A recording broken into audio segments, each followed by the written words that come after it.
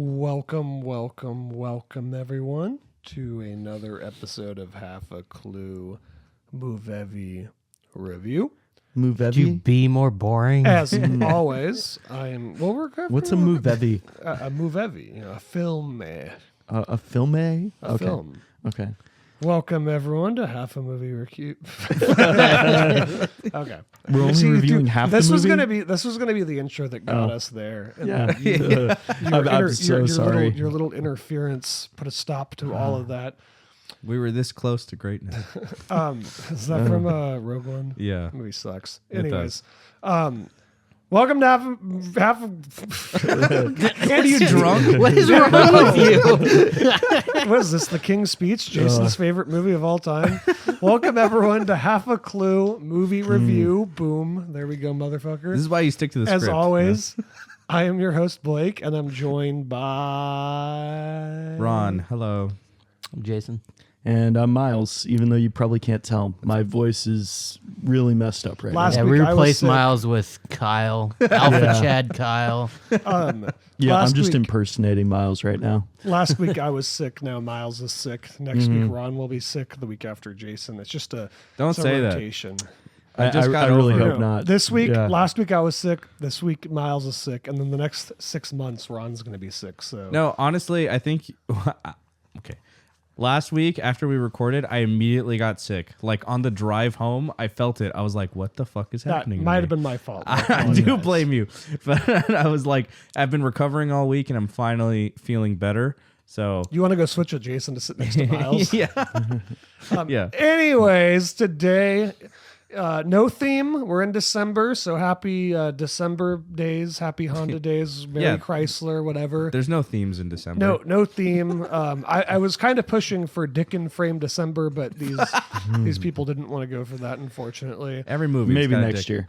Maybe next year. But here we are, no themes. Miles, what's your pick for the first week of December? I picked what I consider to be one of Heath Ledger's best films of all time, 10 Things I Hate About You, and also one of the best Shakespeare adaptations of all time. You sound like you're on modern NPR right now. Shakespeare adaptation. Yeah, you kind of do. Man, why is my voice just slightly better when It's I'm so sick? smooth. Maybe you I should don't just know. be sick before the podcast every time. I should. You do I kind mean, of sound like you're on NPR. Yeah. So, Miles, why this movie? Just out of curiosity. It's just one of those movies that I've kind of had on my shelf for a long time. I watched it quite a few times, more times than anybody rightfully should have. You guys noticed probably during the movie, I was quoting it left and right. It's just a good movie overall. And originally, this was shown to me by an English teacher that I had in high school, who thought that he was exactly like the English teacher, or at least he tried to be exactly like the English teacher. Mr. Murphy. What was his name? I forget what his name is, but yeah. So shout out to you, Mr. Sims. Mr. Morgan. Yeah. Morgan. Yeah, Dexter he starts- Morgan. starts I thought rapping. Murphy. For Yeah. whatever Dexter reason. Morgan. There is some Dexter overlap here, but we can talk about that later. What the fuck? We don't have to. You believe that we're going to do this episode and I'm not going to bring it up, Jason? Do you believe that? What even? Just because Julia Stiles was in one season of Dexter, we have to fucking talk about Dexter. And she also says the word Dexter in this film. Okay, she says Dexter, but like in Poindexter, like Oh, wow. like not But- talking about Dexter. It's all coming together. she's in Dexter as well. She played Lumen Pierce in season 5. Lumen. What a stupid fucking name. Yeah, What's that? Peter Weller. Yeah, that's like my favorite line from Dexter. didn't she like steal a baby? No. Wait, really quick, just because we're never going to be on this topic again. Also, Peter doubt Weller it. that season. That bitch put cuffs on me. Anyways, Ron, you're the history guy. What's the historicals of this? All right, so we're taking a trip back to the 90s to talk about 10 things I hate about you. The modern adaptation of Taming of the Shrew, released in 1999. The film that the film's title has a personal origin. Sorry, I started off a little too hot there. It's like, You're good. It's actually based off a real-life diary entry by screenwriter Kate McCullen. She wrote 10 Things I Hate About Anthony, I think, who was her then high school boyfriend. This is kind of funny. All right, the film reimagines the story of Taming of the Shrew in a high school setting with all the drama, humor, and romance you'd expect with a teen movie of the era. Not only did 10 Things introduce the witty, sharp, and iconic Kate Stratford, played by Julia Stiles, it also marked the first American appearance of the late, great Heath Ledger. His portrayal of the rebellious and irresistibly charming Patrick Verona is one of the roles that solidified him as a rising star in Hollywood. This movie was also like part of this wave of like 90s like modern adaptations of a lot of like classic like literature like this. There's She's All That. There's What She's All That adaptation of?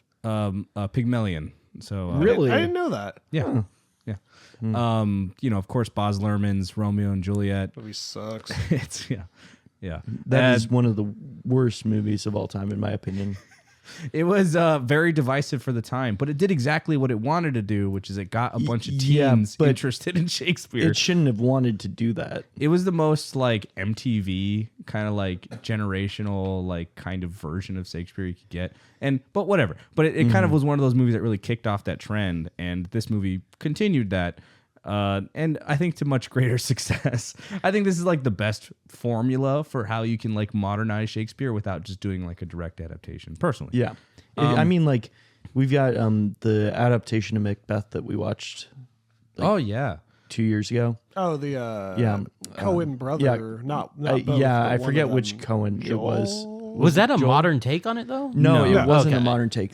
But what I'm saying is that if you're going to do Shakespeare nowadays, you either need to go full on like source material or you need to totally adapt it. Yeah, you Stu can't Kenneth. kind of live in the middle the way that the Romeo and Juliet adaptation did. I mean, Yeah. to be fair, I don't like that movie. I don't think it lives in the middle. That's a really weird. What are you talking about? No, Stylized. Well, I it kinda lives see in the what- middle because of Yeah. the dialogue. Okay. Right? I was gonna say the dialogue is right off the page, but then it's like in modern times and it's Yeah. like a gang war in was it LA or Miami? I don't remember.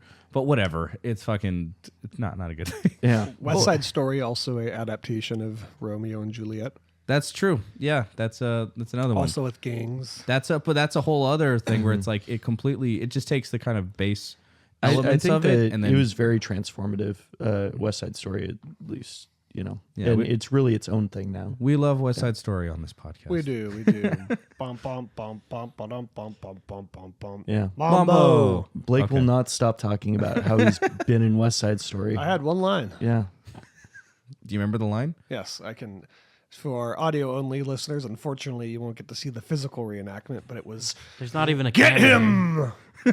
Oh God. For all you audio only listeners, which is all of you, he Yes, just I'm pointed. aware. He just pointed. That's all what he was that's doing. what I did in Yeah. the live action I mean, version. a lot of the performance comes from the face. I think Yeah. that's Yeah. what You Blake have to really see sold it. it there. Yeah. You would be nominating me for an Academy Award had you seen it. Okay. Okay. All right. So let's get into this.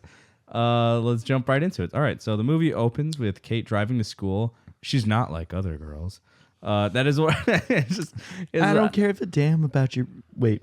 I don't give a damn about Man, my reputation. I can't sing right now. Making me think of Freaks and Geeks immediately. Yeah, because it was playing like a super like poppy song Yeah. when Yeah. they focus Yeah. on the girls, and then it transfers over to her. She's like an all And- black, right? And she's Yeah, and she's driving that shitty fucking car. And she doesn't give She's a like, damn. I don't give about a fuck. That song, by the way, was so overplayed in like the 90s, late 90s, early 2000s. Because I think of that, Shrek, Freaks and Geeks. Freaks and Geeks. I'm like, why? That song just popped up fucking everywhere. Sorry, I don't like that song. Yeah. It's also in Kick Ass.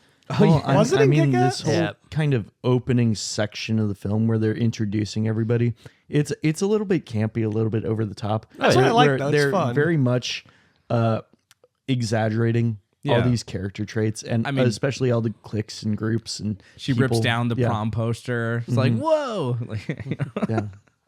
this chick's wild. Then we get Cameron, who's played by Joseph Gordon-Levitt.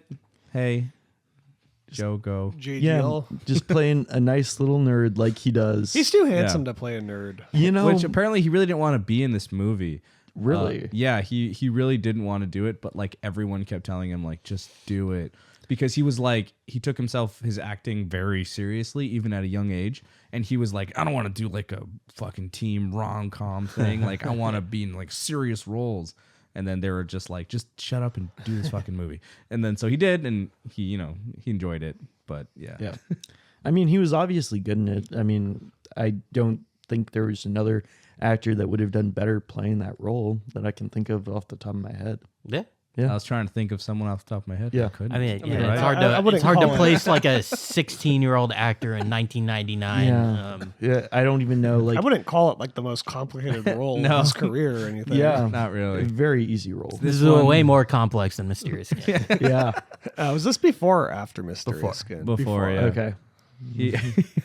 I think Mysterious Skin was the type of film that like He he wanted to do, He yeah. was like, oh, this is challenging and dark And important. Yeah, which I mean, yeah, it is. But also, this movie is great. It's fun. You know, It's a yeah, fun fun. movie. Okay, so he meets Miss Perky, who I was writing her sex book. which I don't know. I'm not familiar with Taming of the Shrew. I don't know if that's just a thing from Taming or it's just No, an original that's thing. just kind of a character that they threw in there. It's just like, okay, yeah, just have a comedic relief guidance counselor. That's It's awesome. important to have for a school, so I get that. And you want him to be very ineffective so that you understand why the school is so wild. Yeah, Allison Janney, she crushed it. She was She's super hilarious funny. in it. Yeah. So then Patrick walks in. We meet Patrick for the first time. He's in trouble for was it like a bratwurst joke? Yeah, he jokingly shows his penis to the lunch lady. It was, but might it was have been a- a bratwurst. It was a bratwurst, but Possibly. We aren't sure. He claims it was a bratwurst. let us know in the comments whether you think it was his cock or a bratwurst. And then Cameron meets Michael, who is meant to show him around the school. He introduces him to the different cliques, and then he lays eyes on Bianca Stratford for the first time and immediately falls in love. Just head over heels. Can't help himself. You know, he's a teenager. What can you say? I'm not a teenager, so maybe I'm not a good judge of these things, but to me, it was like, okay, you just falling for this one random chick all of a sudden. I mean, It's a movie. yeah, I know they had But to, also- they had to introduce it, but it was kind of ridiculous. like as a teacher. I mean, as a teenager, you kind of teacher. just as a teacher, As a teacher, you see a student and you just can't help yourself. No, no, he just like it's understandable. We've all kind of been like, whoa. and it's also a Shakespearean adaptation. Yeah, He loves I that pine. I fuck. What does he which say? I burn, I pine, I perish. There you go. Right, which was stolen from Shakespeare. Yeah, well, I'm not stolen. It's the line It's a from fucking- Taming Yeah. the Shrew. It's Yeah. a fucking Shakespearean adaptation. It's not stolen. so that's like I think that's one of the only lines that's like directly from the play, but I might be wrong. There's a few between Heath Ledger and Julia Stiles, I believe. Ah. Yeah. But it's a great one. I think Yeah. it's very encapsulating because he's kind of a dork, so it kind of like just fits. So yeah, he and then we go to Mr. Morgan's class where Kat is immediately very like contemptuous to like everybody. She's like, we also meet Joey, and then Patrick comes in, but immediately leaves because he doesn't want to be there. He's like, eh. But we get the introduction to like Kat and Joey's like rivalry, which Yeah. is great. And, Mr. her Morgan is Hilarious. fucking great. Yeah. Oh, yeah. Also, same year, Galaxy Quest. Big year for that guy. Yeah. It's Tommy in Galaxy Quest. Which Yeah. one is Daryl which character Mitchell. is Tommy? He's the helmsman. Yeah, he's basically the oh my god, the guy from Reading Rainbow and Star Trek. I can't remember his Oh. name. LeVar Geordie. But he's he's not. He doesn't really play a Geordie like character. He's the ship's like helmsman. He flies the ship. Geordie Yeah. doesn't fly the ship in Star Trek. But yeah, he's really fucking funny in that movie, he have and he's great in goggles? this too. Yeah. Honestly, all the adults are like. The adults are kind of my favorite part of this movie. Yeah. Like the dad is like my favorite character. I think he's so funny. So funny. Like when you see him watching the hair ad commercial and he's just like, the coach too. The coach is hilarious. he gets shot in the ass. The Yeah. arrow. Okay, so in the quad, Joey takes a bet about getting with Bianca. He's just like wants to take her V card. It's like just showing what a dick he is. Like he doesn't even care about her or whatever, but he's just doing it like a bet, which feels a lot very much like She's All That, by the way. And then Michael and Cameron debate whether or not Bianca sucks because Bianca is like, I forget if it's that moment or earlier when she's just like, I like my, this bag, but I love my Chanel bag. She says, "I like my Skechers, but I love my Prada purse." Yeah. And then doesn't her friend say, well, I love my Skechers. And she's Well, like, that's because you don't have a Prada purse. it's like the most vapid fucking awful thing to say. I mean, that's like the whole point of her introduction. Yeah, you yeah, know? yeah. It's Yeah. You're not supposed to think, like her. Why in the world would anybody like want to pursue this person? Because she's cute. That's pretty much it. From at least Yeah. the first yeah. A interaction. 15-year-old high schooler's perspective. Yeah. It's like, That's pretty much all you need. yeah. He's not trying to marry her. At least not yet. Who knows? He took her on a boat. Spoilers. So then, Is that how you get all the ladies? You take them on a boat? Exactly. in this high school, maybe, because they also go to high school in a fucking castle. Yeah. Like it's Yeah. Hogwarts or some shit. Dude, I said that when we were watching it. I was like, why does their school look like fucking Hogwarts? It's just like it takes place in Seattle, by the way. That's like a real school, which is just crazy. Apparently, they used only real locations throughout the whole film, which is interesting, I How guess. come it's always so sunny is out? there actually like a paint throwing garden or whatever? No, Like- I think they made that Okay. like up. I think actually, fuck, I don't don't know. I That can't. I could can't have been say a that's thing true. in the Yeah. 90s. Yeah, why not? knows? That Yeah. seems like In very Seattle? Why is it always sunny out? Does this school go to school Yeah. in summer? Yeah, they that's use the biggest lights. flaw in this I've movie. lived in the Pacific Northwest, and let me tell you, that is Yeah. not how it looks. This entire movie took place during like the 10 good days of the year. Yeah, I'm sure they actually did really plan out when they're gonna go. They're like, yeah, they when's shot it it in gonna the summer, release? 1,000%. Yeah. Okay. So Joey just decides to drive by and give a shit to Kat and Mandela when they're like driving, just to talk shit, and then gives Bianca and Chastity a ride home. Yeah. Michael's on his little scooter. He does that little that little stunts move going off the hill, which I don't know why. I don't know why they added that in there, just to be just kind of fun, honestly. And it's not Because a it's high scooter, school and it's wacky and it's zany. so it's a dirt bike, which, like, I don't know. A guy who drives a dirt bike, that's not like theoretically lame, but Yeah. just the way that he's got like a basket on the front, The basket is what makes that's it what lame. does it. Yeah. Like, it just depends, right? Yeah. If they had like fucking Heath Ledger's character riding a dirt bike to school, it would have been He cool. would look cool. Yeah. also, But Kat, this guy's just a fucking nerd, so Kat gets called the Shrew. So there Yeah. you go. What? oh, you love roll credits. Oh. Yeah. So then we get to the Stratford house. We meet Mr. Stratford, who is great. He's just He's the immediately. best character in the movie. He's so fun. Kat He's gets good in like all of the roles that he's in. He's Yes. just very good at being like an actor to kind of be like not a main character, but like a supporting cast member. He's a character actor. Yeah. This He's is fantastic. like the first act kind of reminds me a lot of Freaks and Geeks, but not the later part. But like that was a huge part of it. Like his whole character, it reminded me of in Freaks and Geeks in the first episode when what's her name? The girl from Freaks and Geeks, Linda Cardellini's like Yeah. talking to her dad, and her dad's like, I used to know a guy who smoked in high school. He died. And then like later on, he says something like in the same episode, like I knew a guy that like dressed how you're dressing in high school. You know what happened to him? He also died. It's just a very similar vibe. Keeps me up to my elbows in placenta. Which I mean, that was such a good decision to, because in original Taming of the Shrew, the whole deal was because of the culture of the time, he didn't want his younger daughter to get married before his older daughter because he wanted to marry his older daughter off, right? And it just like wasn't culturally acceptable. So I really like the recontextualization where it's like, no, he just doesn't want his kids to get pregnant because he is a gynecologist or an OBGYN. Yeah. Like how I he's- think he's it the- works well, and it's a good shift in this adaptation that I really appreciated. Yeah, it's good.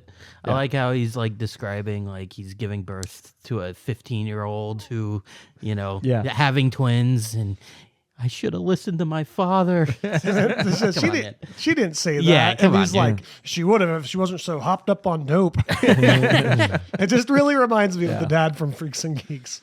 And I Super like it fun. a lot. And yeah, it's like because like you said, back in the day, it was like the whole idea was the father was basically trying to like sell off his daughters. He's like, oh, these are great bargaining chips, so I can move up the social ladder. But in this one, it's like It's like the dad from The Graduate. yeah, but he's like an actual like he's concerned about his daughters. He wants to do everything he can to protect them. Yeah. and In his insulate own them. way. And you find out at the end he really just doesn't want to lose them. Yeah. Which It's is very very sweet. sweet. Yeah. So in this scene, we also get introduced to the rule that Bianca can date only if Kat dates first, right? So Kat's got to go out, dating and everything, which he knows, like, sly, like, oh, Kat's never going to get a date because she's so, Yeah.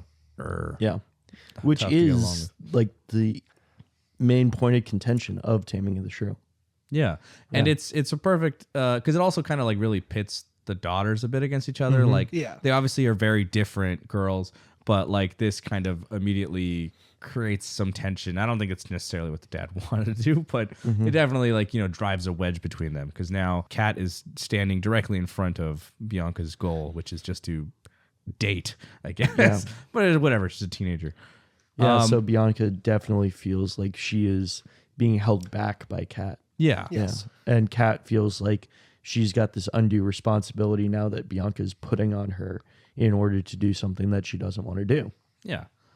Cameron and then Bianca meet up so that he can tutor her in French, which is funny because like Cameron, he's basically learning French just so he can tutor her. And he's worse than she is at French. Yeah, it reminds me of was it in the joke from The Simpsons when Marge, like, they're trying to figure out ways to make money, and Marge is like, maybe I can teach kids to play piano, and they're like, you don't know how to play piano, and she's like, I just got to stay one lesson ahead of the kid. Do you watch The Simpsons? Yeah, it's a little show. I never would have guessed you watched The Simpsons.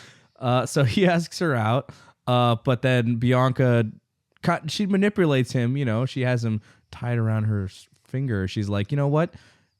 If you can get my sister to go out, then I'll go out with you. It's just kind of using him as a tool, to be honest, in this case. Just really just showing Bianca not being a great person. Yeah. He doesn't care, though. He's like, yeah, you know what? We'll jump out that bridge when we come to it. Yeah. Yeah. And then we get a bunch of dudes that they're interviewing so they could basically set up on a date with Kat.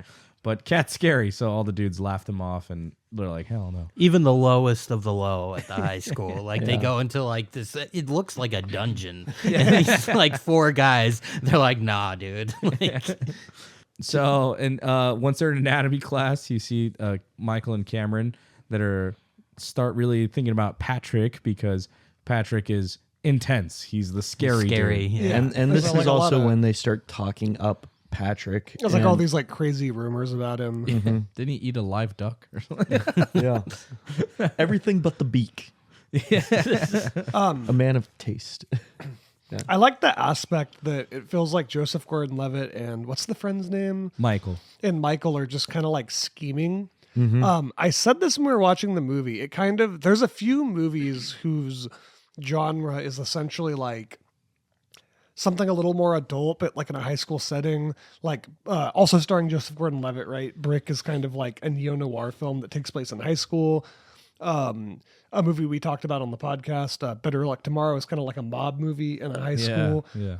I don't know that it was going for it, but this really, like, to me, it kind of makes me think of like a Coen Brothers movie in a high school, right? With all like the scheming, like it's kind of like high school Fargo, like Plans within plans. yeah, like just plans within plans, like all overlapping each other.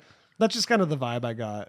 It's super fun. Because then once they kind of figure out that they can't really approach Patrick because they have nothing to offer him, it's one of my favorite lines when Michael's like, we need a backer, someone with money who is stupid.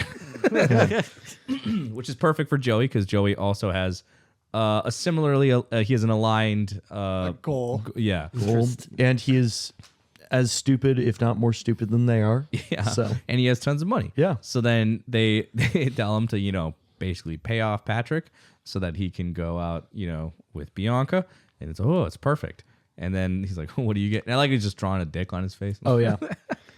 No, it's a great scene because it's like you just see it happening as he's just talking and you just see him getting the dick drawn on his face. And he gets up and he's like, oh yeah, good talk. And then he just like knows what has happened He to just him. realizes. And He's that's like, actually the exact scene that gave me that vibe, like the kind of Coen Brothers vibe is like when he sits down and he's like, "What?" And he's like, "I wanted to talk," and then he's just like, "We don't talk."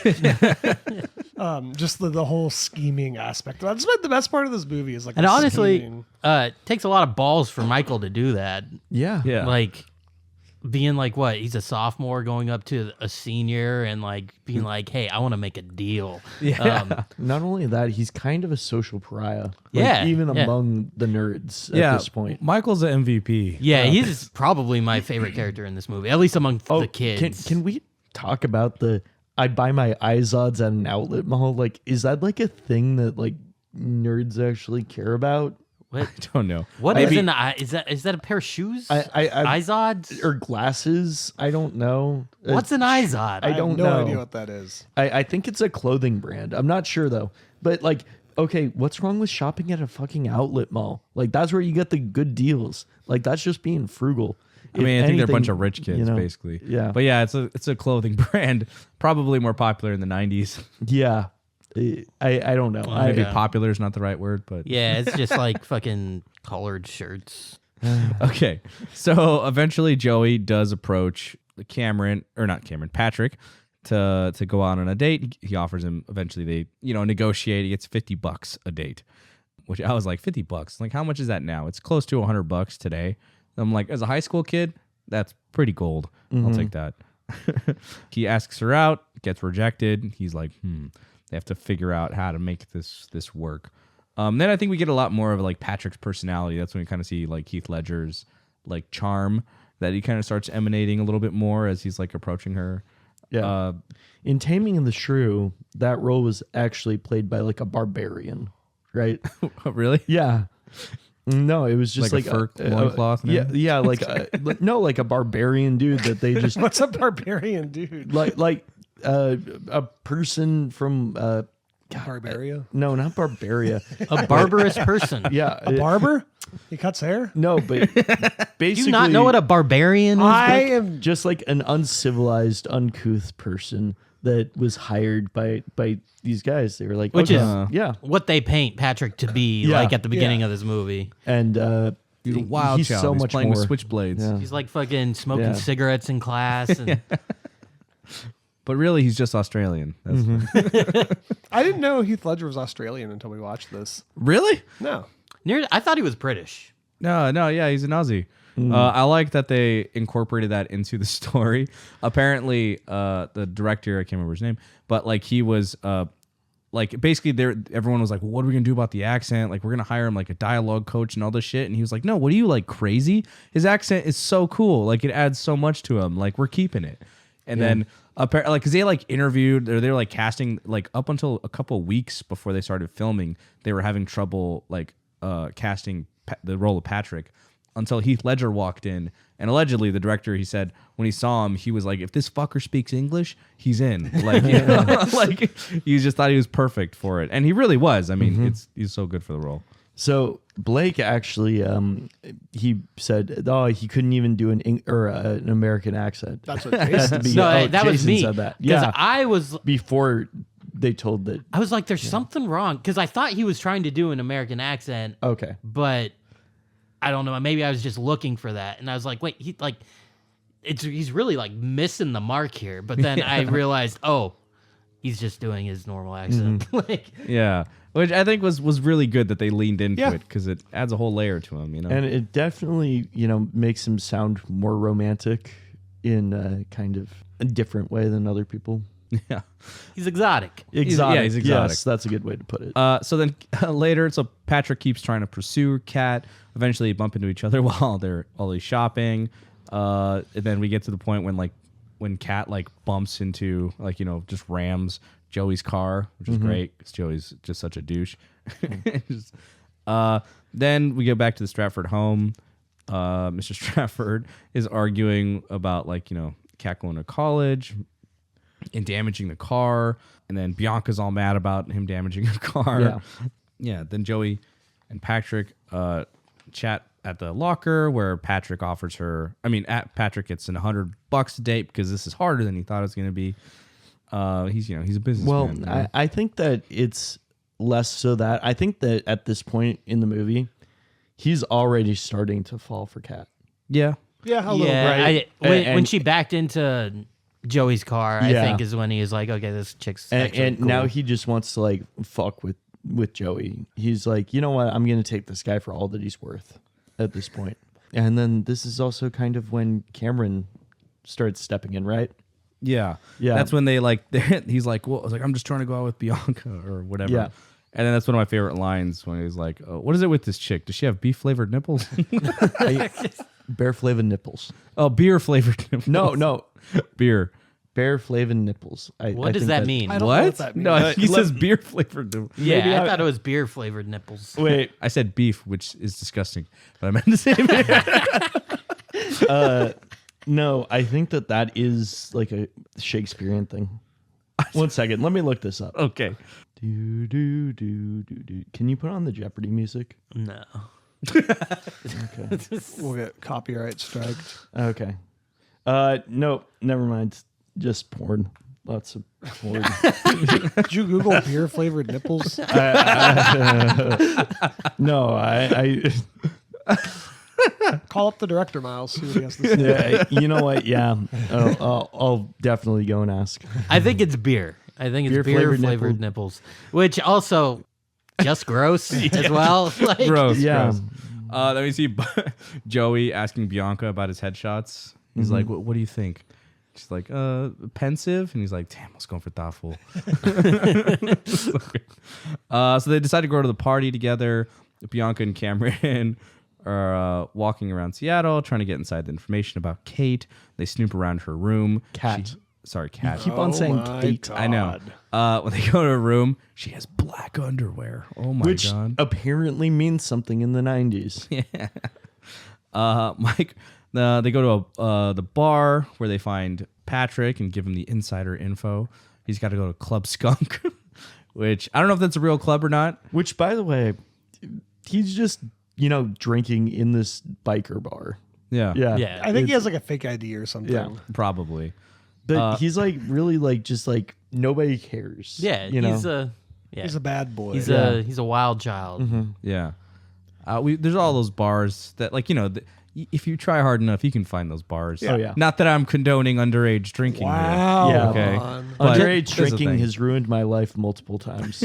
To stay clean. Yeah. But we get the Club Skunk scene, which I'm just like, this is the fakest bar ever, because it was like packed to the gills with women, and there's like not one dude around. I'm just like, that's not real. There's always gonna But be it was dudes. like a, No. wasn't it like a, but it was like a really girl night. Like, Yeah. yeah. thing. But even then, that's gonna attract a That's bunch of why dudes. guys would no, go there. no, but that was like part of like the 90s like girl punk movement, where it was like Yeah. it was a very like feminine space, and like men really weren't part of that space. But I'm sure, I'm positive. I mean, no one was like upset. Yeah. that fucking Patrick was went. there. They weren't like, get out of here, dude. They're He's like, a bad boy. yeah, Yeah.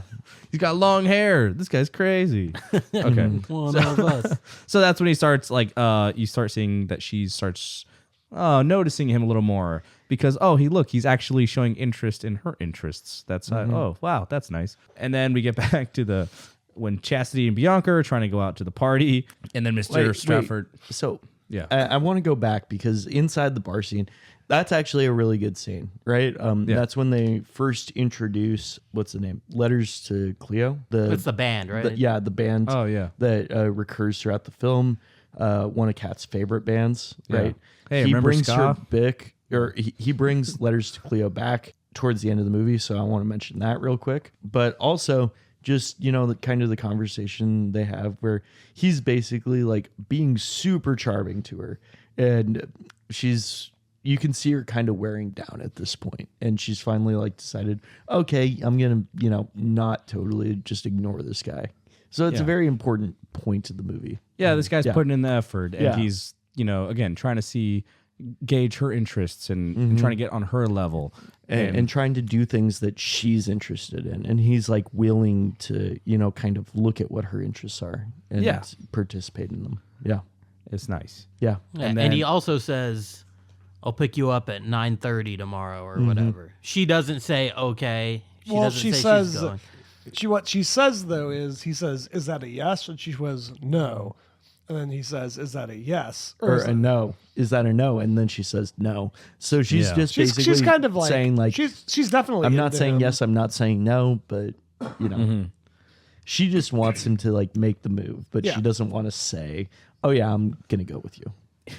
So back at the house when Bianca's trying to leave, Mr. Stratford makes her wear the pregnancy outfit. You know, he's Put like, the what does he call it? The belly. Put Yeah. the belly on. she's like, no, like this is a common thing. He's like, that's just so you know what it's like, and you know. So we see Cameron and Michael getting ready, and then we go to the party scene, which was a very fun, very classic like high school party scene. Chaos ensues. They're just everywhere. they just Oh. break into this dude's house. Yeah. I like how the parents are just walking around like, no. Yeah, no, it's I think it's the nerds, the other nerds. Yeah, right? Yeah, it's not the parents, dude. They Those take are just over. nerds. That's just bogey. Yeah. So then, you know, there's all this, you know, there's people making out and stuff, and Joey's being an ass, of course. The There's, only like, responsible fights. person is Patrick across this entire like night. Yeah. It's like he's the only one that's like actually kind of like badass and drinks and does all this crazy stuff, but he knows how to handle himself because of that, and like he sees all these kids acting like fools. Yeah. And- He's pursuing Kat, but like no, he's, but I also think that he's just more mature and more responsible Yeah. than the rest of the rabble. yeah, and he's actually trying to take care of her too because you know he sees that she's upset, Yeah. like almost immediately because you know Joey's like going after Bianca, and he's like, ugh. So then after that we find Patrick with Kat, and she starts taking shots, going off. Michael strikes out with the ladies. My favorite line said, "Lord of the Dance," which it's so fun. I mean, if that ever worked for him, I would give him like $100. Like, just impressive if he could make that work. Which apparently they threw that line in there Yeah. because an extra just said it apparently while they're shooting in the background, and then he just stole that line. He was like, "That's hilarious." Joey's showing off more of his modeling skills. I wouldn't really call them skills. It's the same joke from like Zoolander. Yeah, Like this he- look. he does two separate looks. It's swimsuit and like underwear. Yeah. Same exact fucking thing. And she's like starting to finally get annoyed with him.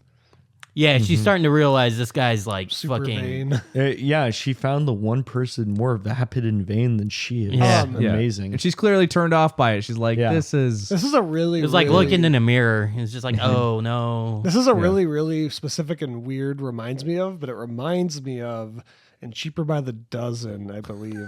At the climax of the movie, I think like some of the characters are missing or something. And then it cuts to like the teenage characters, and it's like the teenage daughter and her boyfriend. And she's like, "Oh my God, my brother's missing. We have to go." And the boyfriend's like, "Look, I'm on TV," because he's in like a perfume commercial or something. I don't know. Similar Blake's vibes. favorite movie, Cheaper by the Dozen. No, not That's my what we're favorite watching movie. next week, guys. You heard it God. first here. Oh God. Okay, so then Cameron finds Bianca, and he's like, "Sweet, now's like my chance, right?" But she gets swept away by Joey. Cameron is crushed because exactly what you'd expect to happen happens. He's like, "Oh no," he's upset. But then also Bianca gets upset. She starts getting really turned off by this guy, and she's clearly disgusted by the way he's acting and everything. So then she decides to break away or whatever, or because she doesn't want to stay out late, and and then Chastity swoops in right away, played by Gabrielle Union, who's awesome, and then she's like, all right, whatever, showing what great a friend she is, I guess. And this is where you also see Cameron and her kind of start to click for real a little bit, Yeah. right? Because there's a big confrontation. Because Yeah, he's like pretty pissed at her. he's pissed at the at her start. because he feels like he deserves her for some reason, which is kind of creepy. I don't know if it's necessarily that. It's just I think that, he's just kind of defeated and like just Yeah. upset. Yeah, I think because he 'cause- also did this whole scheme for her. Yeah. Yeah. Well, that's why I said that he feels like he deserves her because, like, you know, he did this whole scheme, and in his mind, he's like, I put in all this work and yada, yada, yada. I think you're making him manipulated sound this more dude. of an asshole than Yeah, he is. I mean, wouldn't say he's kind that. of an asshole. He's kind of an Everyone's asshole. kind of an That's why. asshole in this movie. Yeah. I mean, I was gonna say, I think it's more just she basically made a deal with him, like, hey, if you get my Yeah. sister to go out on a date, then we can go out. And then when he does that, when he accomplishes that, she just kind of blows him off. So I don't know if he's necessarily like feels entitled to it, but he definitely feels like, you know, He was lied to. manipulated. You Yeah. know, he's like, what the fuck? Yeah. Like, so he's understandably A little upset, you know. But then after, you know, she gets kind of blown off, or then he asks her for a ride home, and he says yes. While this is happening, Kat is, you know, drinking pretty heavily, and she does her table dance, and Patrick takes her outside, and they have like kind of a sweet moment where he's taking care of her. She pukes. She may be concussed. Yeah, she may be concussed. And then he also offers to give her a ride home. As they're both going home, that's like, you know, we see both of their relationships kind of blossoming. Kat goes in for a kiss for Patrick, but Patrick kind of turns her down because he probably is, you know, I don't know. Feels guilty, I would Well, imagine. she's drunk. He's Yeah, not. I think He's- it's a he's being a combination. respectful, good human being. Yeah, Like, it is a combination of I think Which- guilt and because she's so wasted. which, Yeah. you know, that's kind of the other thing about, you know, looking at these characters in the film, because it really flips them on the edge. You see Patrick at the beginning as being this big barbaric guy, and you see, you know, Cameron as being, oh, this very nice, very gentlemanly guy who just believes in pure love and passion and all this stuff. And then it really flips their characters around in terms of who's really like a bad guy and who's a good guy. And you see Patrick become the real romantic person, the person who has morals and a code and a lot of character, whereas all the other characters really don't, even though they're the ones who are portrayed as being noble and kind and virtuous people. Well, Bianca flips it quite a bit as well. Yeah. No, she changes throughout she the has film. the biggest arc in the but movie. but he doesn't really have an arc. That's just who he is. Yeah. He just doesn't care that people The- see him that yeah, way, right? all the It's about how you're seen in society versus who you really are. all the barbarian shit Yeah. at the beginning. It's just That's more of an act. it's all hearsay. But and it's not even like, really an act. He just does his own thing, you know? And people make up stuff and he doesn't correct them because he doesn't care enough about their opinions to do it. Yeah. I mean, I think there's also, it's a bit of like a tough guy act too, where he's maybe. just trying to act like, you know, he's more of pushing people away and whatever. And like, he is more just kind of doing what he wants, which is true. But he definitely is the one who gets tamed by the end of the movie, I think. Like, I think it's, He is the shrew. yeah. What's kinda. a shrew? I don't even know what that means. A an shrew animal. is a small type of. I think they're Is technically, marmoset the right word? no, I don't know if they're like a, they're rodent-like. Yeah, at the they're very like least. rodents between like possums and they- rodents and like They're very somewhere in there. Yeah. they're very vicious like carnivores, but they only eat like bugs and shit. But they're like very like "Nyar," like little. I don't know why that word makes me think of like an acorn. I don't know. Okay. I have no idea where that came from. I don't know why. Okay. So then we go back to school. Everyone's feeling different about the night, you know, past. We see Mr. Morgan's class. He starts rapping Shakespeare, and he assigns them a writing assignment. You know, about like, you know, write a poem, whatever. And I love when she's like, "Oh, that's a great assignment," and he's like, "Get the." yeah, he clicks around.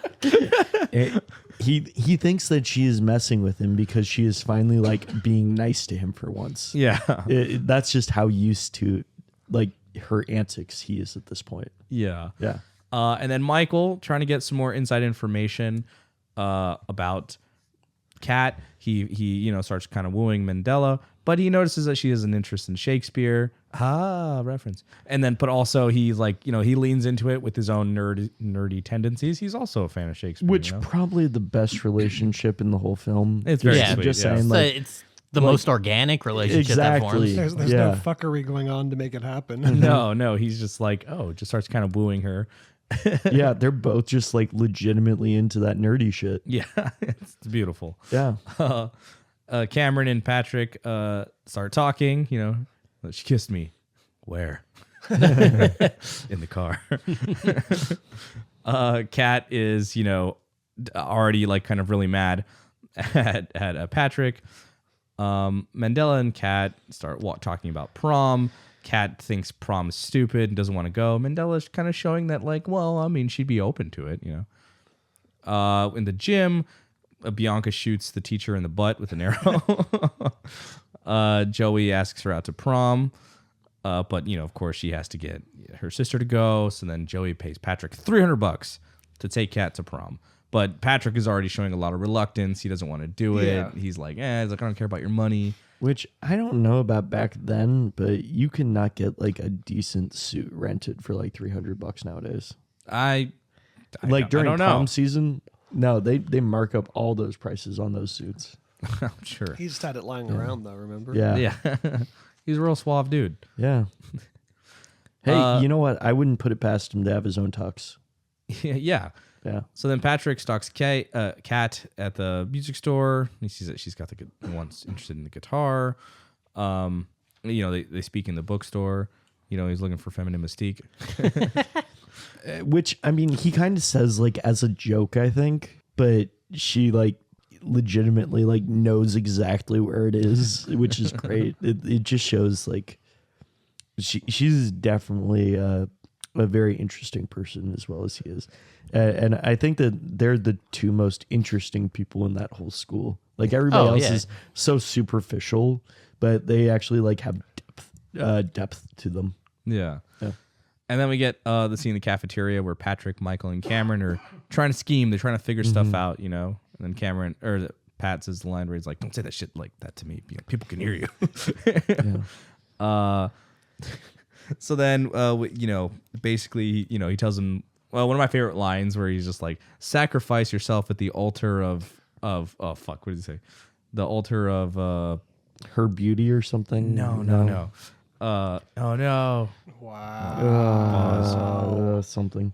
It says, sacrifice yourself on the altar of dignity, which is great because, it's, and then he goes to sing the line, "Can't take my eyes off you." And it's, very classic. I think that that's really cool. Like you see that he used all that money to take her to prom just to pay off the guys. Like he's not making money on it at this point. Like he paid off the entire marching band. He's using all the money on her. It's not like he's keeping it like and pocketing the money. Like even at the end, we'll talk about that at the end. Yeah. But, Spoilers. Spoilers. Some But, people like to live watch our podcast while they're watching the movie for the first time. You're Don't do ruining- that. You're ruining that experience. And for I them, mean, Jason. honestly, you probably could. The length of our podcast It's is usually about verging. 90 minutes. Yeah. If we talk about a 90-minute movie, it's perfect. Yeah, but then you have us talking about like shit we've watched like this week at the end. It adds to the Yeah. experience. It does. I mean, that's the most boring part of a movie anyways, is the end. Yeah, the climax. Yeah. So then Patrick goes to detention. Kat sneaks him out by, distracting the teacher, flashing her tatas. Yeah. After the coach, I love how he like goes up and he's like interrogating this guy, and you can just see the guy visibly sweating, and he's like, "You're high, aren't you? Where's your pot?" And just like takes the weed, sniffs it a little bit. "I'm confiscating this."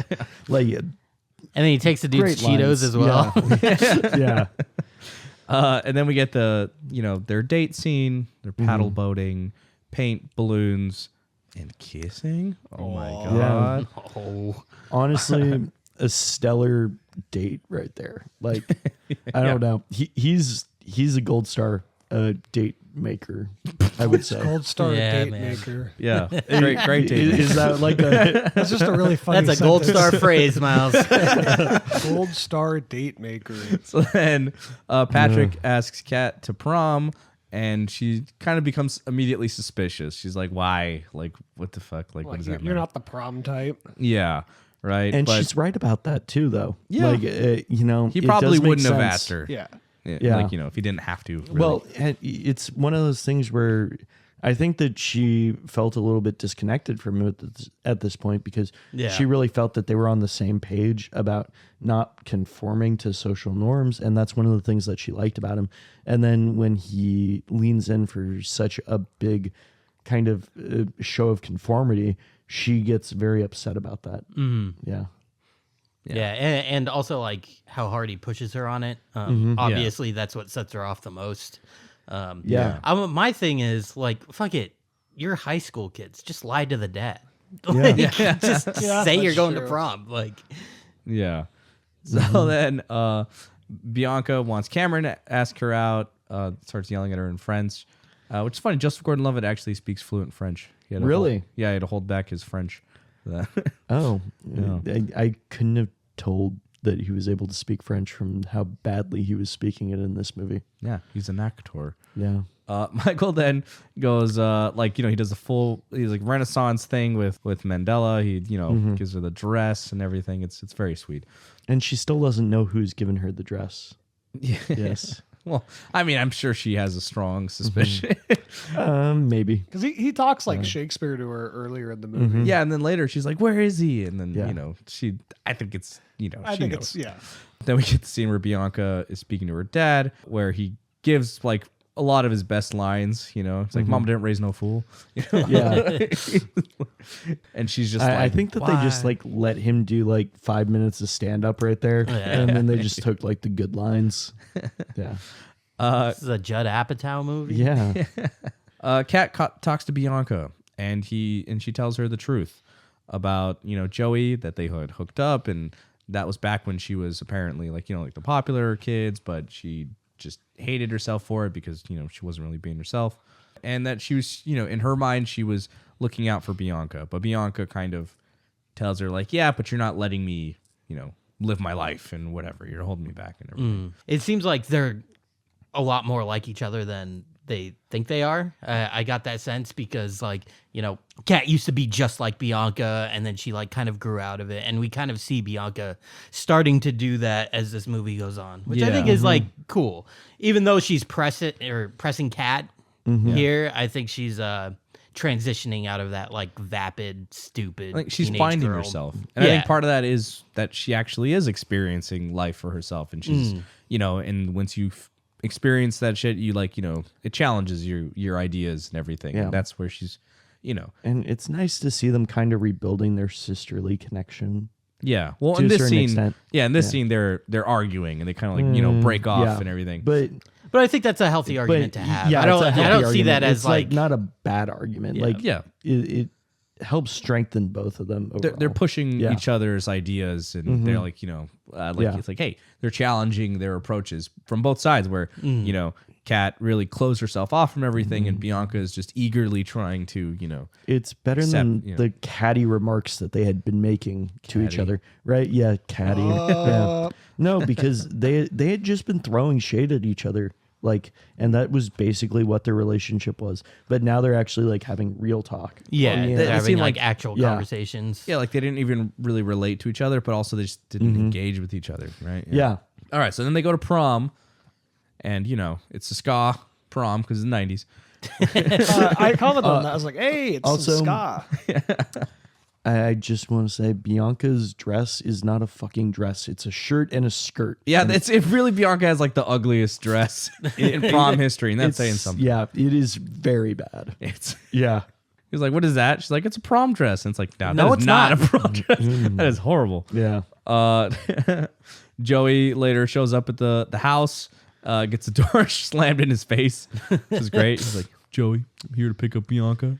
That's great. Yep. The dad's like kind of happy about it too. He's like, yeah, she chose the other guy, not you. I'm glad. Yeah. Yeah. I mean, I would imagine he would appreciate her daughter or his daughter dating Anybody someone but her that guy. age, Well, No, but anybody but that guy. Yeah, like that guy just, he sucks.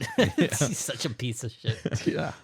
Joey mentions the agreement in front of Kat to Patrick, which then ensues their like argument thing, which it's she's upset and everything.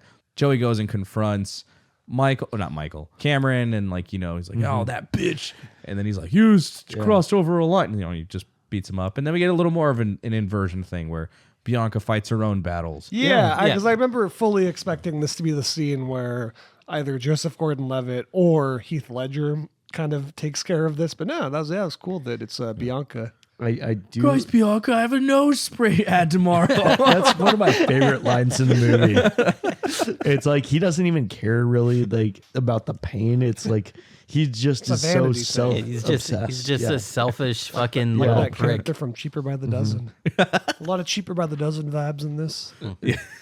You know, I haven't seen that movie. Well, I have, No but one's I seen just it don't since it came remember out. it. No one like does. at all. And you keep on talking about it, and it makes me feel like you watch that movie every weekend.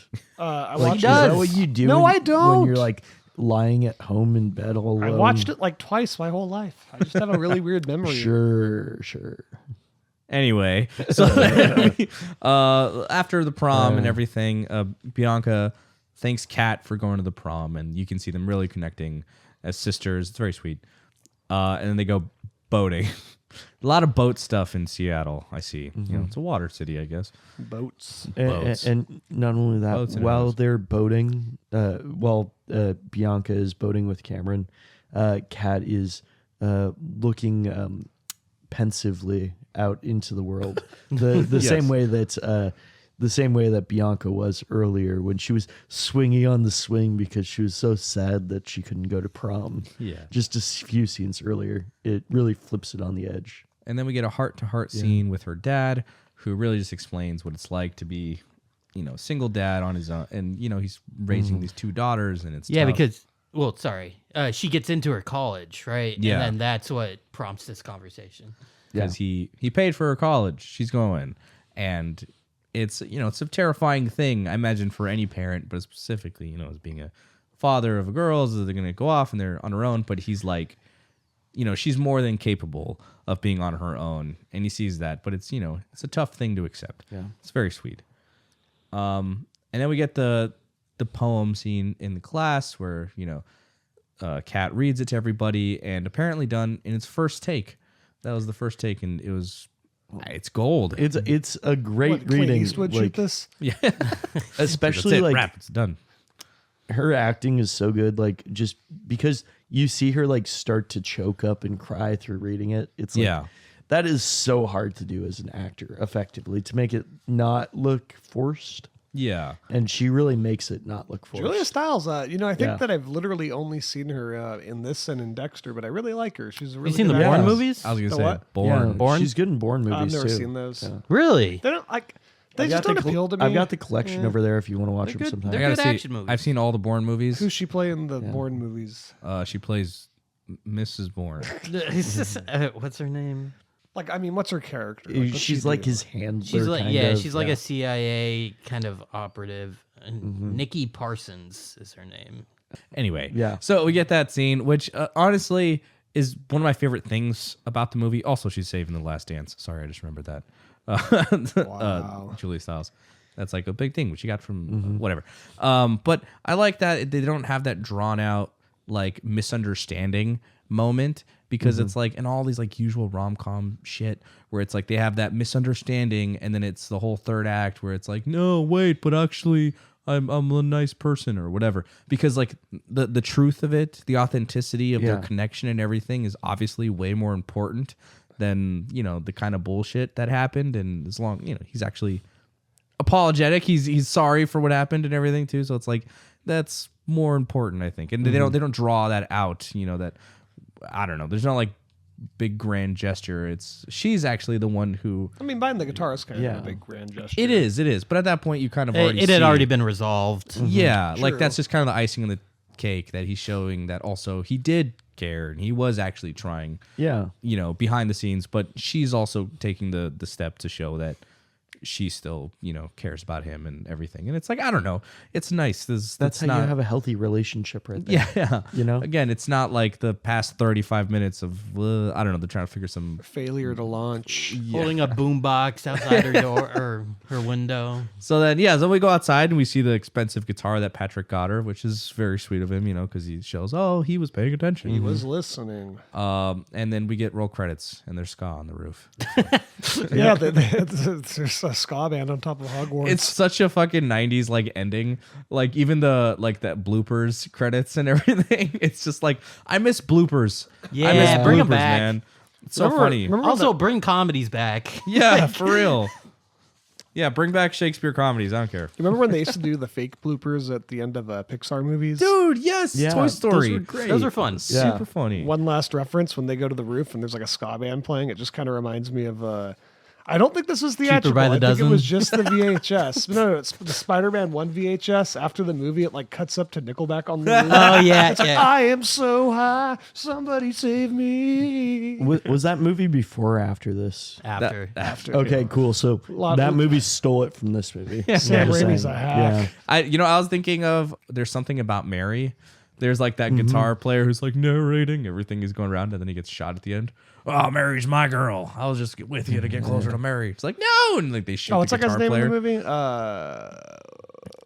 There's something about Mary. I No, don't know. he's like that guy's like the funniest character in the whole movie, and I only thinking of him because Shai's been watching How I Met Your Mother, and he's in it.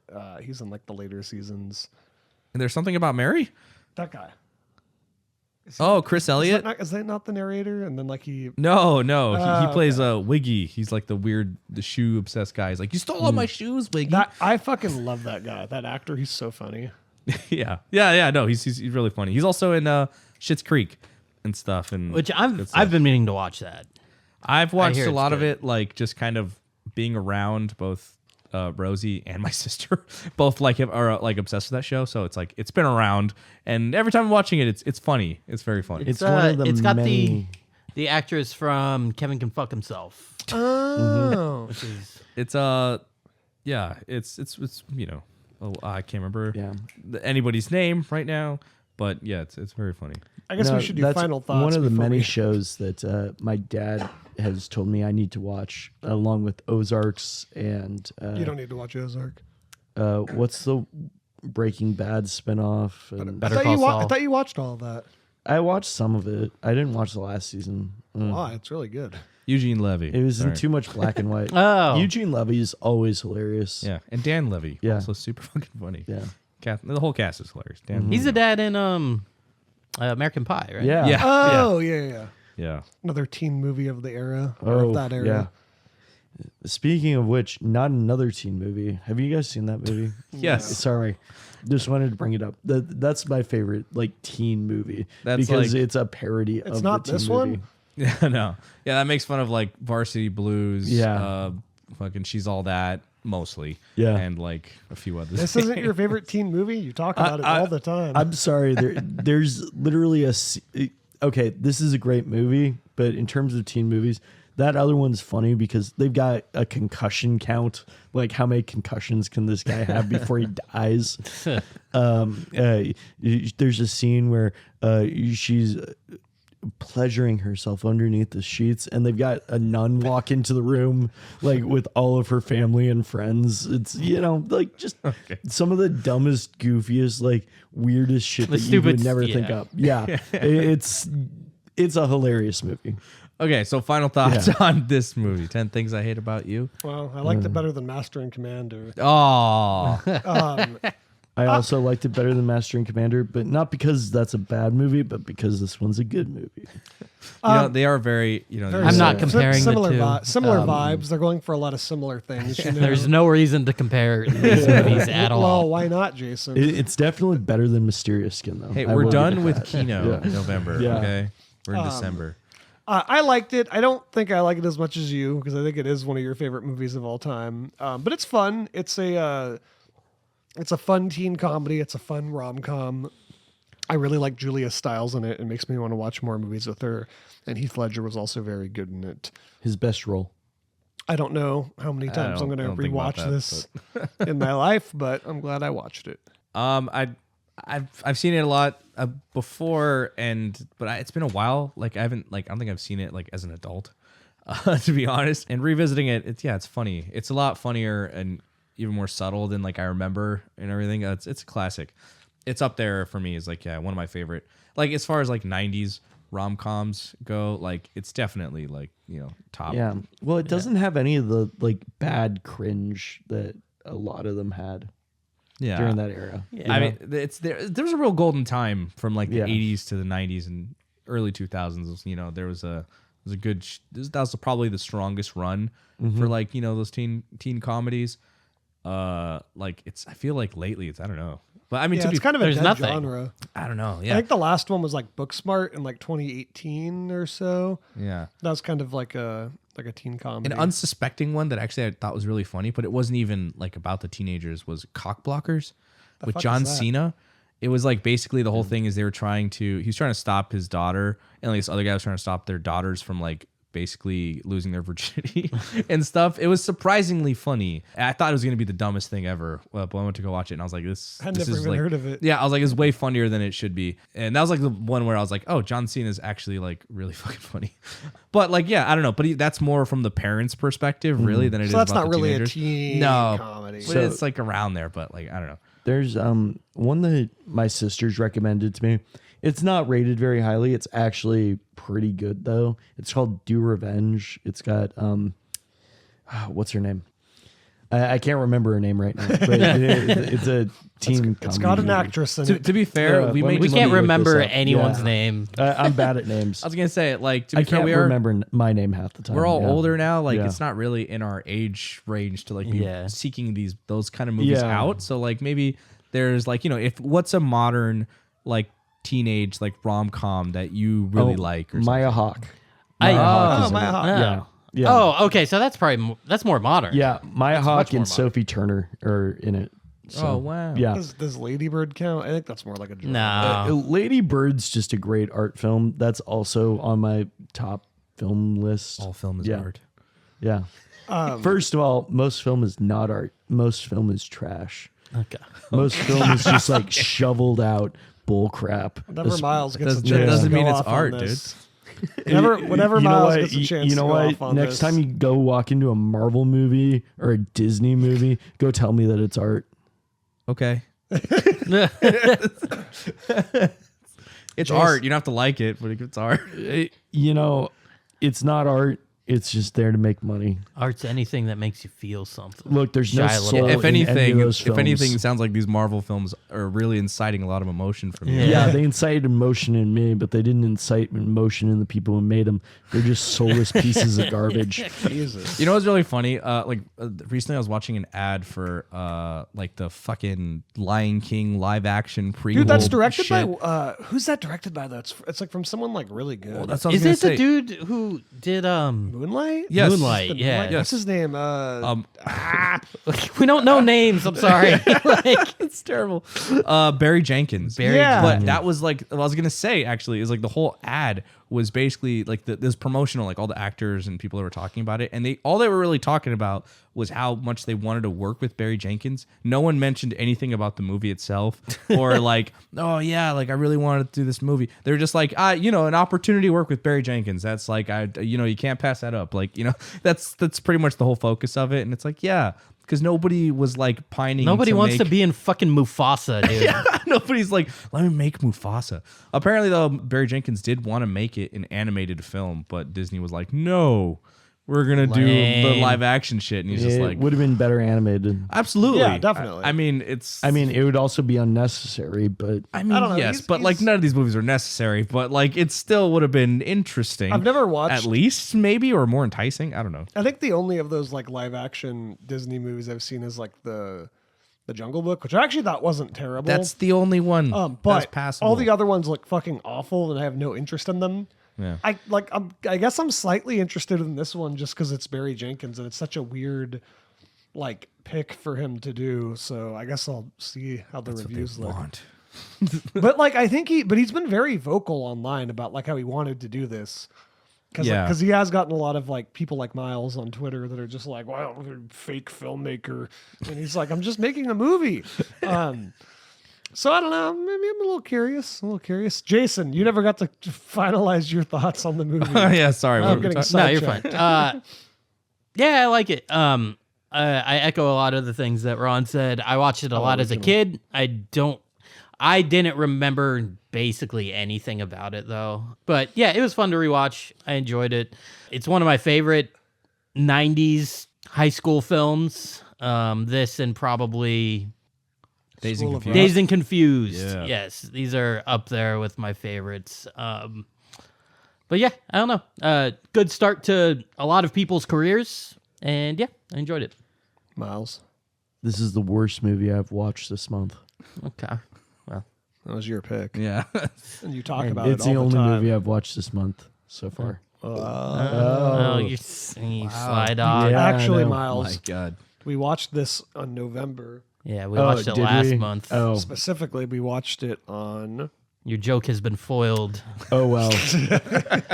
I don't know. We watched this on November 29th. Okay, so this was the best movie I watched this month Okay. or last month. do you have okay. thoughts or What? Come on, Do you, dude. do you have thoughts? That's not true. No, I really enjoy this film. I feel like it held up to my expectations of the last time I watched it, which was it's got to be like 3 or 4 years ago. Julia Stiles always just gives a great performance as kind of playing that, kind of iconic punk outsider from the 90s, And and Heath Ledger, like I said, this is my favorite role that he's in. Maybe A Knight's Tale. I like him Knight's better Tale's than fucking that. great. It's hard to tell, but I think it holds up. And I disagree with them about young Joseph Gordon-Levitt. I think that he plays a really good nerd. I just think he's too Yeah. handsome. I really agree. good dork. I would Yeah, agree with I that, just too. think he's too handsome. To I don't be- think I don't think he's a nerd, a dork. Yeah, He I is a corrected it. dork. He is Dorcas Malone. but he's also new, and he just kind of latched Yeah. on to the nerdy crowd. Yeah, Well, he became friends with Michael, which I Yeah. love their friendship too. How quickly they just like team up, and then eventually when Patrick also joins their like group, Yeah. it's just such like a fun little like hodgepodge of groups. They're like us, Yeah. Yeah, Blake's the what? Michael. I'm not the I'm Miles is definitely the Miles is- Heath Ledger. I'm definitely the Heath Ledger. No, listen to Miles's voice. He's definitely Heath Ledger. Yeah, he did take out that switchblade while he was smoking the other night, and I was like, No, yeah, It's like, whoa, this Miles. guy's edgy. no, Dude. I'm Heath Ledger's buddy. The I saw him eat a duck the other day. The bald guy with the mohawk, Yeah. or the mohawk. Which is that the same? Is that the same guy who plays Dean Pelton in Community? I think I don't might just think be so. wrong about that. I don't think so. I need to look that up now. Okay. I was just thinking about that. All right, so what are we doing next week then? What's the deal with that? So next week, I believe we're releasing. Well, firstly, did anybody watch anything this week? Oh, Because I did, and I want to talk about it, but I want you guys to go first. I finished watching Chernobyl. It was my so first time good. watching Heard that it's show. very good. Fucking good. Yeah, it is. It's dark. It's inspiring, but also sad, and it's just scary. There's just so many emotions. I don't know. Watching that show, I was like, this. It's a very well written. It kind of shows you both sides of humanity, which I like a lot. It's I did hear that apparently Putin was like, oh, it just shits on Russians or it makes them look bad or whatever, and it's just I think it's total opposite. I mean, it shows the horrible bureaucracy of the Soviet Union and everything, and how kind of it really fucked with people's identity of accountability, and everyone was kind of just ducking it because no one wanted to get sent to the fucking gulags or whatever. But at the same time, it showed a lot of the bravery, yeah, and the heroism of so many people who decided to risk their lives or sacrifice their lives for the greater good. And it's That roof scene is one of the most horrifying scenes I've ever watched. It's so Spoilers. it's and the whole thing is just Tell me what I just spoiled, Blake. No, I'm preventing you from going further. well, yeah. To be fair, I was about to describe it right now, but it's a very mundane task that's happening, but everything, the context, everything around it makes it so much scarier. It's great. Is that on HBO? Yes. Yeah. I should watch that. I remember, Jason, you were telling me about that while we were eating spicy fried rice. We were also talking about the then upcoming Quentin Tarantino movie, Once Upon a Time in Hollywood, which you were not excited for some reason. He's calling you out. I'm not calling you out. That's the conversation we had. You're so fucking weird, dude. 4 years ago. We were eating spicy fried rice. It was very good. It's a great show. Jared Harris is good in it. Stellan Skarsgård is great in it. It's actually there's a couple people there that were also in fucking The Terror, which was funny enough. The guy who played the firefighter and the main guy just said I still need to finish watching The Terror. It's great. I've been meaning sad. to. It's just like I haven't gotten around to it. That's like the opposite, where it shows when people aren't being heroic. Yeah. when madness takes over. Yeah. Instead, there is some heroism in there though. But yeah. Jason, did you watch anything? Yeah, I've been watching The Good Place. Oh, what do you think of it? Have you seen it before? No, I've never seen it. What season are you on? 3. Okay. What do you think of it? I like it. Yeah. I think it's really good. I thought it was just gonna be like. Did it get stale after season 2? I felt like it kind of did. I felt like season No, 1 and season I feel 2 like they. stronger. I feel like they're. I mean, each season is kind of its own thing. Mm-hmm. Like it delves deeper into, like what's Yeah. going on. Like I don't want to give away spoilers because like, the premise of the show is like kind of why I wanted to watch it. I just wanted a show that I could put on in the background. I thought it was going to be like, oh, she's in the wrong place. So Yeah. now it's just going to be like a bunch of shenanigans of her just trying to stay there. But it takes a lot of twists and turns, and I feel like the 3rd season is doing enough to keep it fresh, in my opinion. Yeah, there's quite a bit of silliness in that show. Yeah, it goes off the fucking walls. I like it though; it's fun. I really like. I love Kristen Bell; she's great. I really like. What's his name? God, I'm blanking on names again. The guy from Florida. His name's Jason. Jason. Yeah. Oh yeah, I watched the first season. He was my favorite character. Yeah, Yeah, he's hilarious. Yeah. he's really funny. Him and Janice. Janice is my favorite too. Is that her name? Janice? Janet? Janet. Yeah, I haven't watched Damn it it. in a long time, but it's a hilarious show. Yeah, it's good, and it's a good story too. It like goes fucking places I didn't expect it would go when I started the show. So Yeah, I'm enjoying it. I should finish it because I watched all of season 1 back in like 2020, and I remember really liking it. And then just for no real reason, I just never continued. What about you, Miles? Did you watch anything this week? Yeah, I've been watching New Girl. It's actually a funnier show than you would it's think. funny. It's weird. Back in the day when it was actually on television, I never watched it, but with streaming services and stuff, it's one of those shows that I like watched later on, and I was like, okay, this is actually like fairly funny. which one? Sorry. New Girl. Oh yeah. I've not seen it. Sorry. Oh, It's good. Yeah, It's a funny good. show. Yeah, It's a good little sitcom. Is that Rain? yeah. I watched The Heretic, which I thought was okay, but there were things I liked in it. I was kind of like, I had a lot of mixed thoughts on it. It's, for context, one of those mostly one location movies. And I think the first act and the third act do a really good job of keeping it visually interesting despite it only being one location. But in the middle, it gets like most of the middle takes place in a very visually boring location. But the whole time I was watching it, I was like, man, I think if I had saw this when I was 20, I would have like really liked it.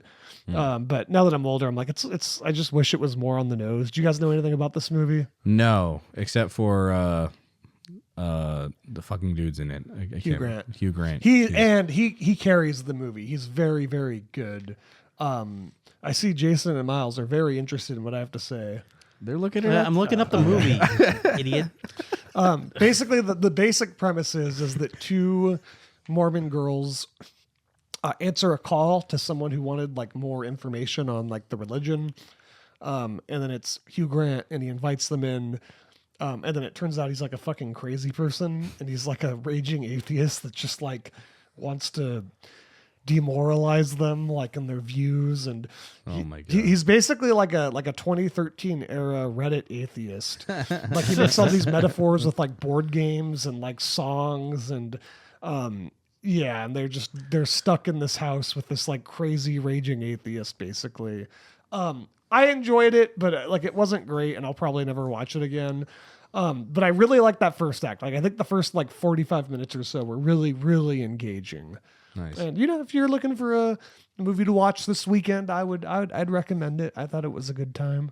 It's fun. I forgot. I watched Gladiator 2 last week. Oh, did you like it?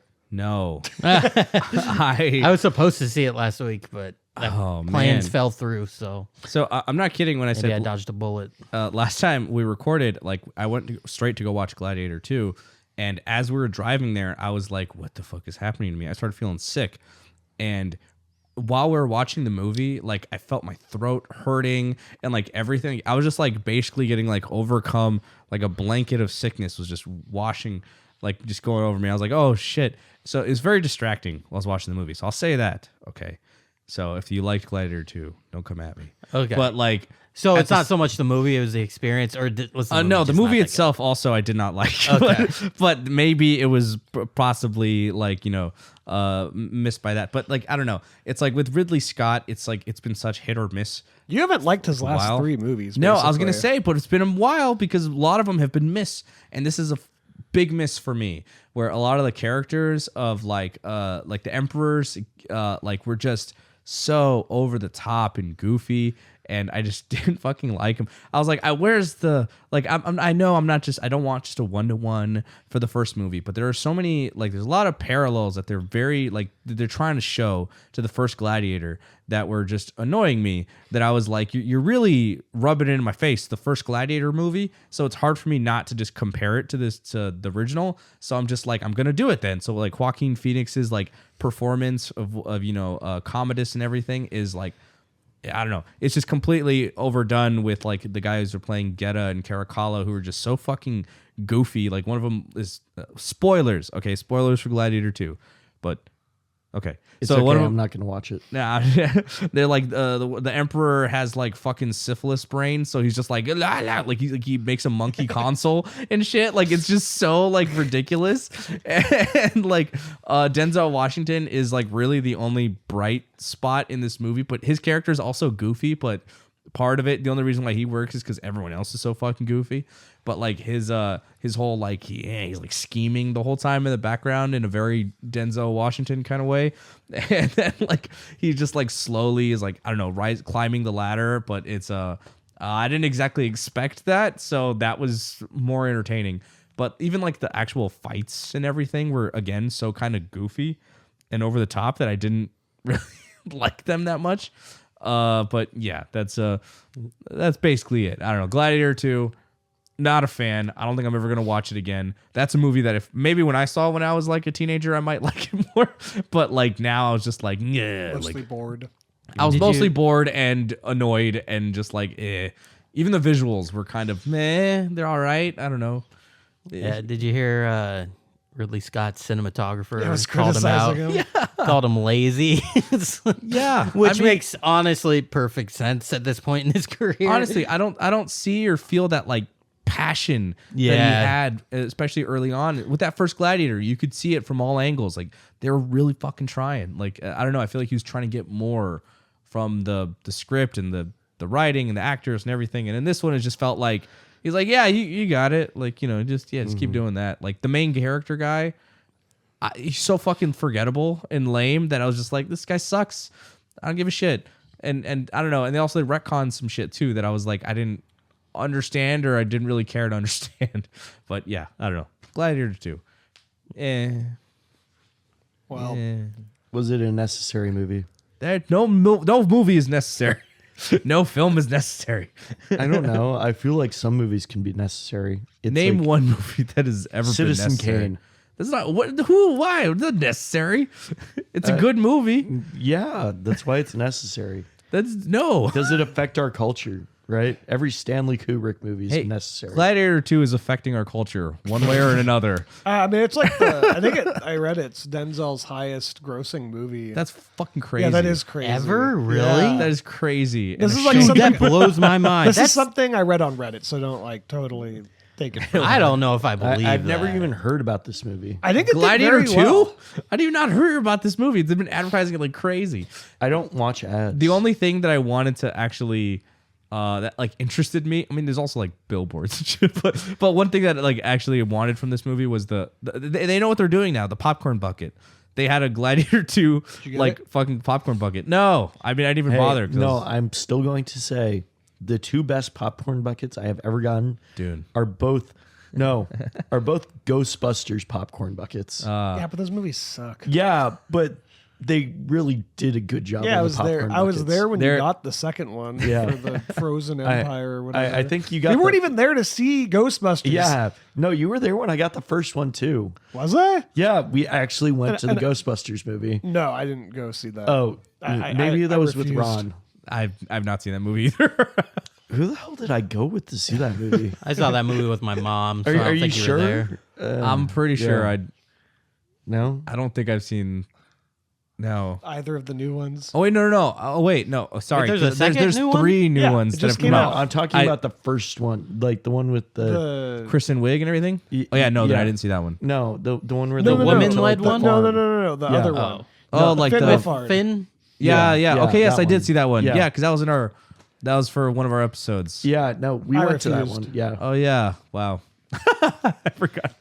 but best That's a very popcorn forgettable bucket. movie, Yeah. to be honest. No, it's literally the Ghostbusters car, but you can open it up and like put popcorn inside, and it lights up and shit. That's it's really pretty cool. That's insane. And the other one, it's a ghost trap, and it's a light up ghost trap. It's really cool. Like honestly, they did a primo job on those. There's also they're coming out with a new popcorn bucket for Nosferatu. It's like Really? his little tomb, which Oh, I'm that's like kinda cool. I'm like that's might get pretty that cool. one, yeah. I might want yeah. Anyways, so next week I believe we are going to do our unreleased episode. If it sucks, it's because it was from 3 months ago when we were still getting back into the groove, getting back into shape. I enjoyed that. Wait, which episode. one are we doing? Leon the Leon. Professional. Because we have two. Ron's favorite problematic movie. Oh my god. How dare you? I'm just messing with you. Yeah. But yeah, so we will be releasing a previously unreleased episode, Leon the Professional. It's a great It's movie. Good movie. Oh yeah, Ron thinks it's a great movie. It's Because it's a problematic. great movie. It's problematic for reasons we'll discuss. everyone. We'll discuss in the episode. We try to address the problems. But with I'm it. excited because I never there are listened to problems. it because I like to listen to see how we do, and so we'll see Yeah. if we made progress or not. And then the week after we'll be back, with the Christmas. And just remember, if you don't think that the movie's problematic, it's because you're the problem. Okay. Goodbye. Bye. Yep. Bye. Bye. Enjoy your week.